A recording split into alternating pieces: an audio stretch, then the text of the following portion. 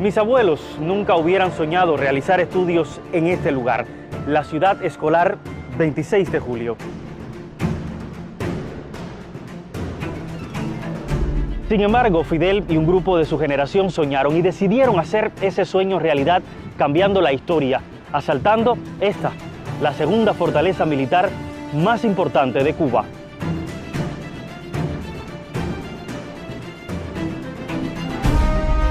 En julio de 1953, esa acción fue un acto de rebelión.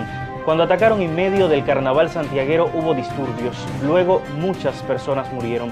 Y aunque fracasó la operación, Fidel, con otros, insistieron en cambiar la forma en que aquella sociedad funcionaba, sin importar sacrificios.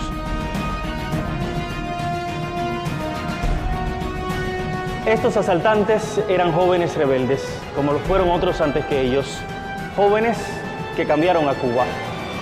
¿Pero qué los hizo rebeldes?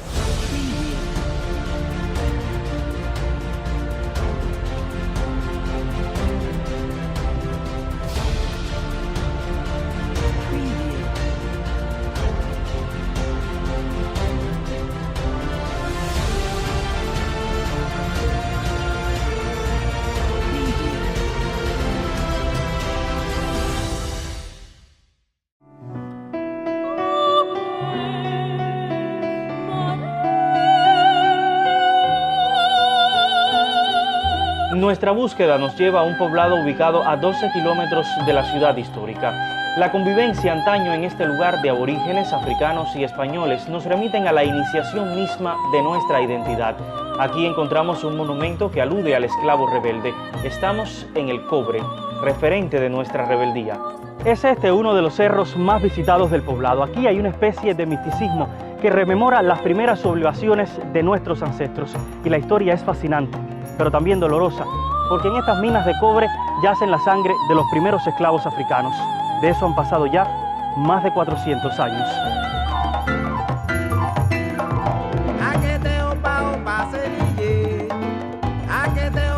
Cuando uno llega al monumento del Cimarrón, uno se pone a pensar qué tan cercano a la historia real del cimarrón cubano está ese monumento. Sí, el cimarrón es una consecuencia que se expresa en muchos momentos de la historia de la humanidad, porque en definitiva es el símbolo del espíritu de libertad del ser humano. Revelaciones impactantes sobre la rebeldía cubana resguarda el monumento, las que intentamos interpretar junto a su creador, el artista Alberto Lescay. Nos reunimos en su galería. Cuando decidí buscarlo, pensé en los muchos monumentos que usted ha hecho a Maceo, a Mariana, a Martín, el propio monumento al Cimarrón.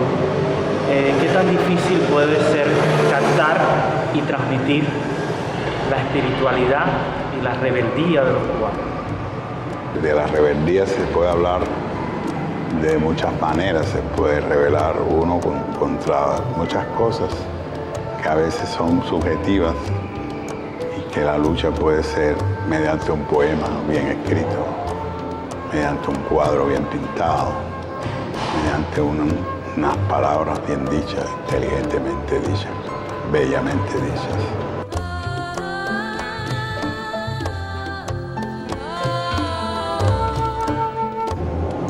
Y el cimarronaje, por eso, al estudiarlo, al entrar en él, para poder devolver esa obra, como otras, como el monumento a Maceo, que fue otro cimarrón, cuando uno recorre los hechos, yo siempre llego a la misma conclusión, es que sintieron que la libertad estaba presa, que la libertad estaba secuestrada o había un intento de secuestrar. Y entonces surge una reacción que es lo que yo interpreto,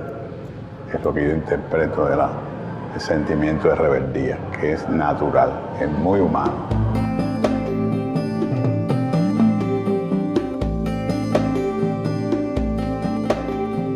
crees que las personas que llegan hasta allí, cuando se paran frente al cimarrón cubano, o usted artista al final, se ven reflejadas en esa historia? Lo más importante de una obra de arte, pienso yo, que es producir ese momento, vamos a llamarle, en que el ser humano se traslada a una realidad diferente para él, una realidad nueva para él, y que trata de meterse en ella. Si una obra logra eso, ya comenzó a funcionar.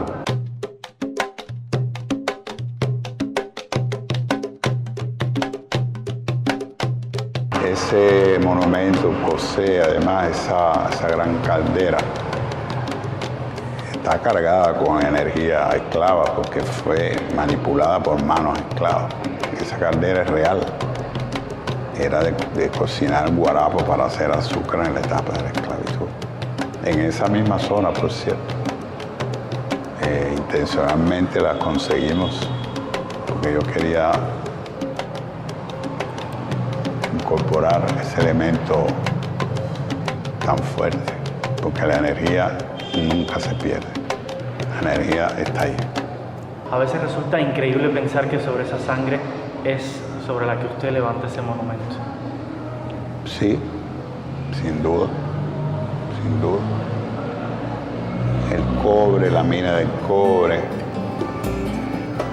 la Virgen, su historia y leyenda, todo eso surgió justamente con la esclavitud, o sea, surge con el acto de explotación de la mina por mano esclava. Detrás del esclavo vino la rebeldía esclava. Por eso es lo que te decía, donde quiera que haya una manera de sojuzgar a un ser humano, habrá rebeldía. Llámele cimarrón, llámele Mau Mau, llámele rebelde, llámale como quieras, pero en definitiva se trata de una actitud de luchar para encontrar su espacio natural, que es la libertad. Y esa es la rebeldía que defendemos o que celebramos cada 26 de julio. Es la ética de la revolución, es la ética por la que se ha luchado y se ha derramado tanta sangre. Y toda esta lucha, esta rebeldía es por el amor. El amor aquí al ser humano, el amor aquí a nosotros, el amor a la tierra, a la patria, al lugar donde naciste, a los principios con los que has crecido. Santiago de Cuba no es una ciudad más de Cuba ni del Caribe, es una ciudad específica que se llama Santiago de Cuba y su historia. Y su historia de rebeldía, su historia cultural, su historia demostrada en el tiempo, que yo la entiendo como un punto de la tierra, un punto del mundo, que será y tendrá que ser siempre una referencia importante para los hombres progresistas del mundo.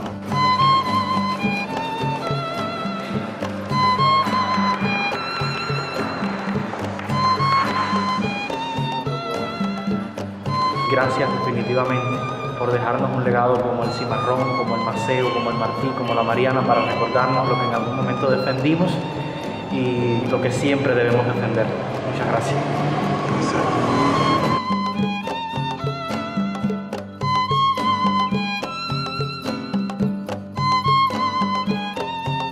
No es solo historia de cimarrones lo que recuerda a este poblado, así lo reafirma la propia obra del Sky. Aquí también visitaron mambises y rebeldes en esta Sierra Maestra.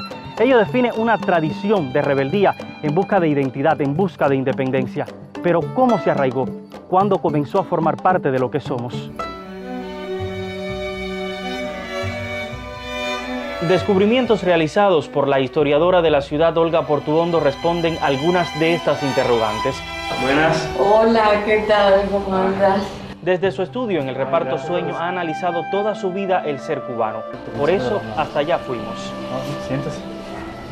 Bueno, gracias. Olguita, hablamos de una rebeldía y leyendo El Príncipe de los Montes, de la cual usted es autora, me hace pensar de que la rebeldía viene mucho antes de ese 26 de julio.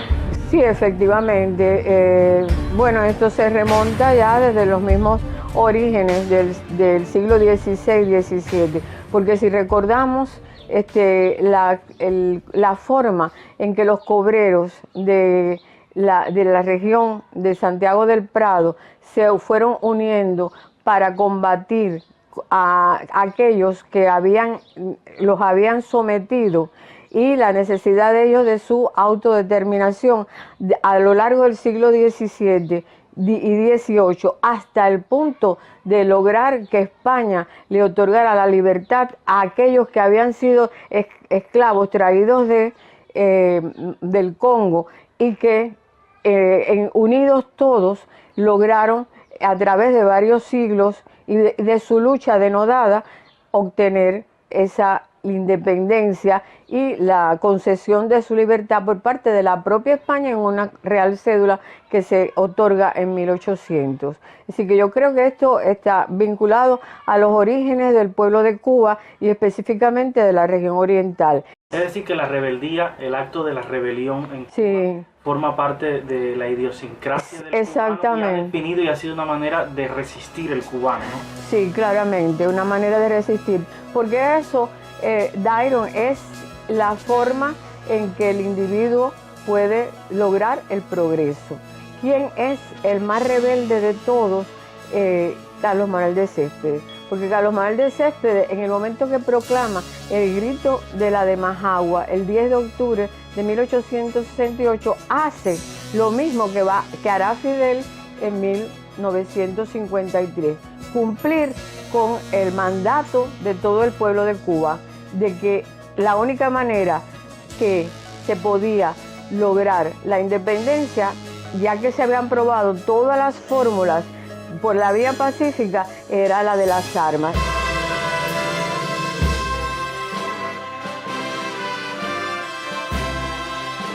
Pero ¿cuánto sacrificio nos costó esa rebeldía con las armas? El punto coincidente de nuestra próxima entrevista se ubica en el lugar surgido el mismo año que iniciaron nuestras guerras de independencia. Allí me citó el investigador Reinaldo Suárez. ¿Por qué escoger este lugar para hablar de rebeldía nacional del 26 de julio?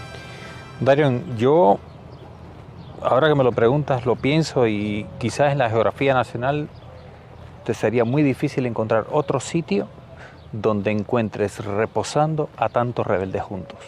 Si tú hicieras un paneo de este cementerio, te vas a encontrar muchas tumbas con banderas.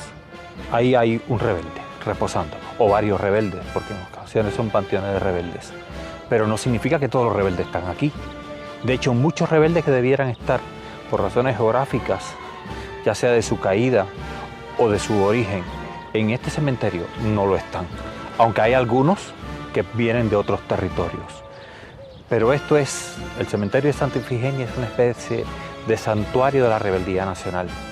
Tienes de pronto a las personalidades más encumbradas de la rebeldía cubana, pero tiene una masa interminable de combatientes simples, de gente que entregó su vida por la causa de la revolución o en las protestas rebeldes de la historia de Cuba.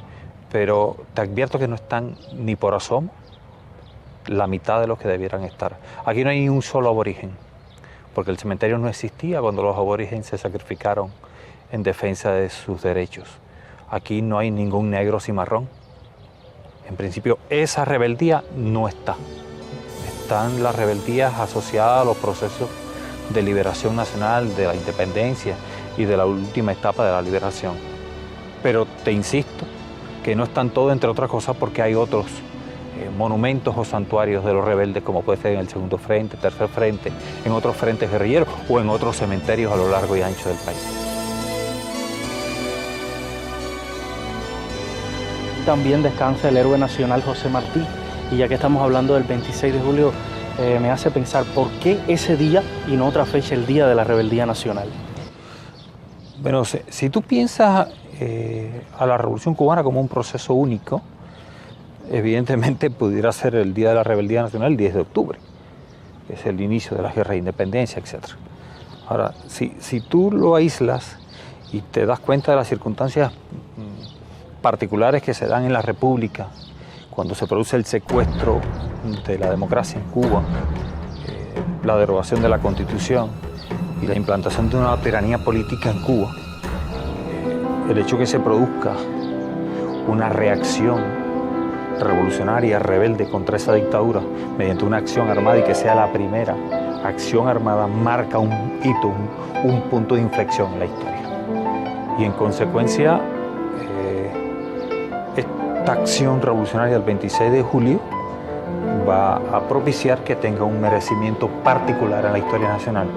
Es un grito de rebeldía, y es un grito de rebeldía con una cuota de sangre y con un impacto tremendo. Es por primera vez la rebeldía que va a terminar en una victoria de la causa rebelde, y por primera vez va a haber una revolución triunfante en Cuba. Le decía que es como que si el pensamiento de Fidel hubiera logrado sintetizar lo que hemos visto antes, Céspedes, el propio Martí y muchos otros antes que él.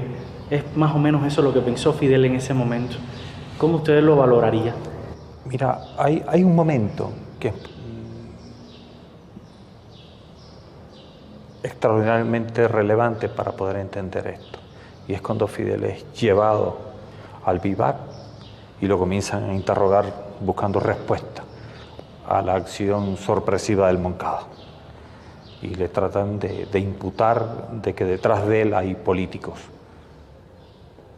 que están tratando de derribar al dictador Batista, y Fidel descarta cualquier posibilidad de que sean los políticos los que están de autores intelectuales de la acción de estos jóvenes revolucionarios, y dice que el autor intelectual de la acción es José Martí. La razón de fondo es que estamos hablando de una generación que vivió en el pasado, que era conocedora profunda del pasado y que actúan en buena medida imbuidos, estimulados, determinados por ese hilo conductor de la rebeldía cubana. Eso nos lleva de Martí Sí. a Fidel. Yo te diría que es de Martí a Fidel y es al futuro, porque la historia de la rebeldía en Cuba no ha terminado. Este es un país acechado, es un país agredido, es un país que apuesta a ser distinto, a tener un proyecto distinto, y eso exige constantemente una cuota de rebeldía frente a los poderes creados. Y por tanto habrán muchos Martí, muchos Fidel. Eso es inevitable. Esta historia no ha terminado. Fidel y Martí, o Martí y Fidel, para decírtelo en un orden cronológico, son simplemente, primero, símbolos y líderes de un proceso que continúa. Si alguien cree que la actitud de rebeldes y la causa de la rebeldía en Cuba ha terminado, comete un gravísimo error. Conversando con el profesor Reinaldo Suárez, recordé la última visita del periodista Ignacio Ramonet, quien nos evocó a aquel hombre que dedicó toda su vida a desarrollar el oficio de rebelde. Y en este libro Fidel nos recuerda: agradezco a la vida haber seguido a lo largo de todo el tiempo siendo rebelde. Aún hoy, tal vez con más razón, lo sigo siendo porque tengo más ideas, más experiencia, porque he aprendido mucho de mi propia lucha. Quizás ahí radicó su éxito, en la perseverancia por compartir esa visión de cambiar las cosas, de hacerlo cada vez mejor. Y así lo hizo Fidel.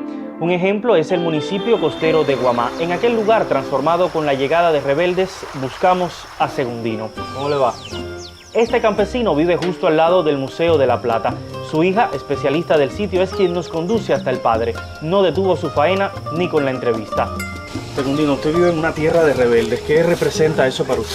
Bueno, eso representa mucho, ya que yo soy hijo de esta revolución, nací ya dentro del poder triunfo, y para mí eso es lo más grande, vivir cerca del museo, de donde se desarrolló el primer combate del ejército rebelde.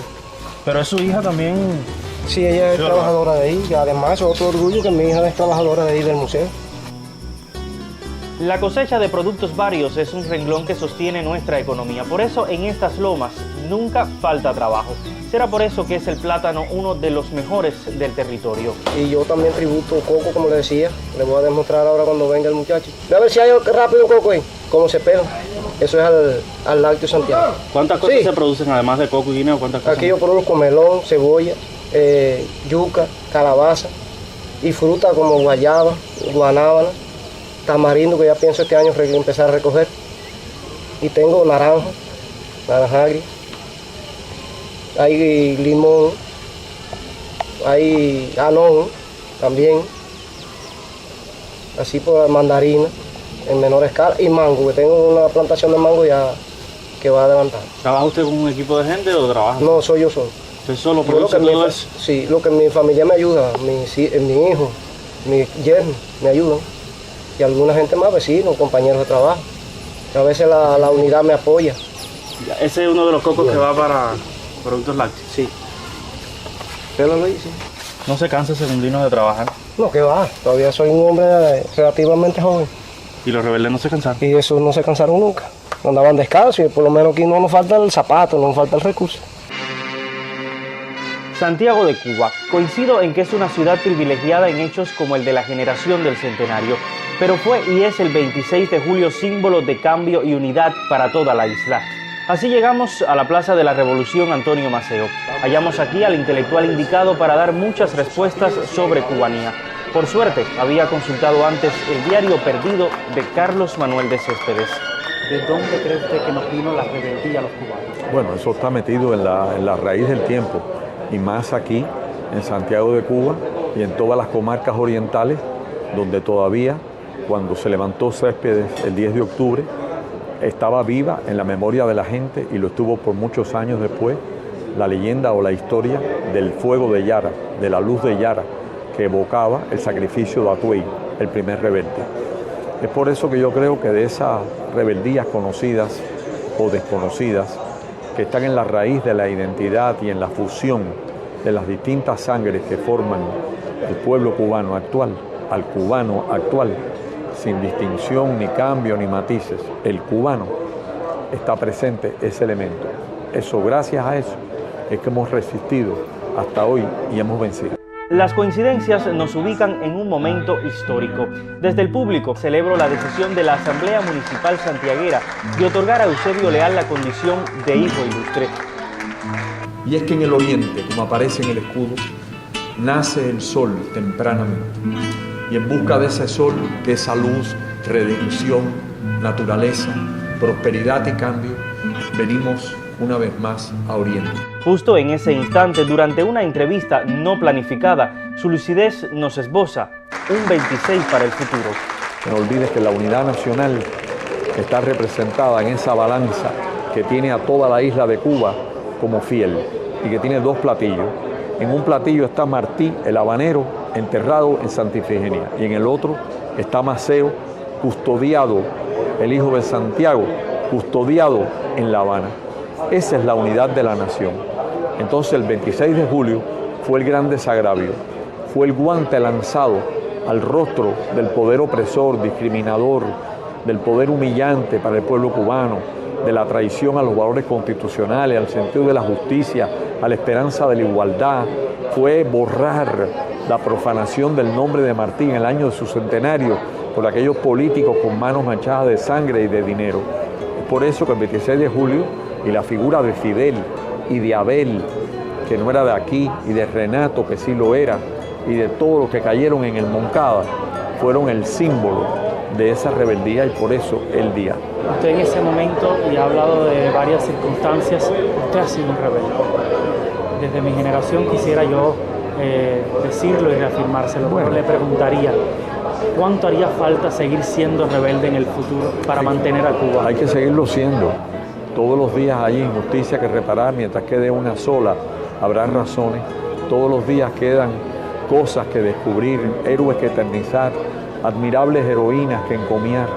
Entonces, si eso es así, esa rebeldía puede realizarse hoy bajo el amparo, porque las revoluciones, cuando son rebeldía y esperanza, solamente muestran todo eso, es verdad. Se derrama sangre infinita, pero solo desde el poder político se puede cambiar la sociedad y la historia. Hoy la revolución es el árbol a cuya sombra nos encontramos y cuyos frutos cultivamos. Para que esos frutos se multipliquen en el futuro, la juventud tiene que conservar su esencia, su carácter, su valor, su capacidad de comprender, el mismo sentido de respeto a la historia que tenía Fidel, que humildemente en el Moncada, cautivo, dice que el autor intelectual es Martí. Así nosotros tenemos con gratitud, jóvenes, ustedes y los que han de venir, que recordar que muchos los precedieron en el tiempo. Y esa procesión heroica nunca puede ser olvidada.